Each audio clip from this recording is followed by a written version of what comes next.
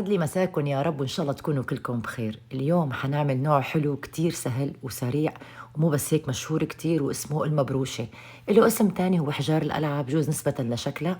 خليكم معي شوفوا الطريقة والمكونات اللي أنا بضيفها حتى تطلع معكم رائعة. أول شي حنضيف كوب زبدة بحرارة الغرفة، ممكن في ناس تضيف معه زيت أو سمنة، جربوها بس بالزبدة وشوفوا قد إيه طيبة.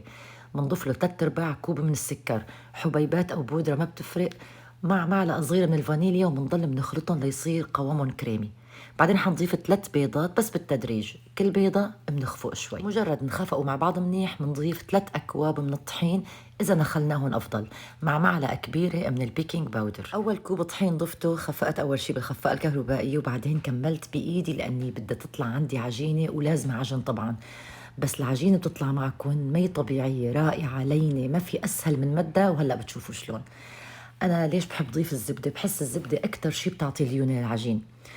مجرد صارت عندي جاهزة، طبعا ما بدها تخمير ولا بدها تريح، بقسمها لتلت بتلتين.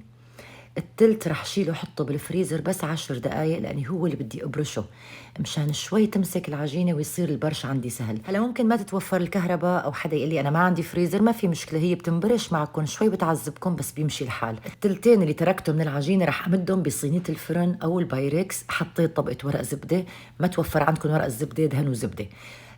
أنا حطيته بقالب تشيز كيك لأني ما تأمن عندي صينية فرن تكون بهذا الحجم، لأني هي المقادير بدها صينية قياسها 25 ب25 أو 28 ب24 مو أكبر. مديت العجينة بالقالب وعملت لها ثقوب بالشوكة، بس ما تصور، ما بعرف ليش، مشان ما تنفش كتير.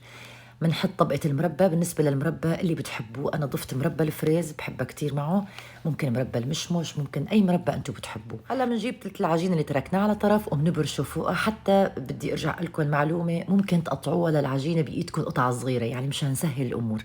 رح نحطها بفرن على حرارة 180 بس من تحت نص ساعة، وآخر 5 دقايق من فوق، لحتى تعطيكم هذا اللون الحلو من فوق. وصارت عنا المبروشة أو حجار القلعة جاهزة، ما بتتخيلوا قديش طيبة.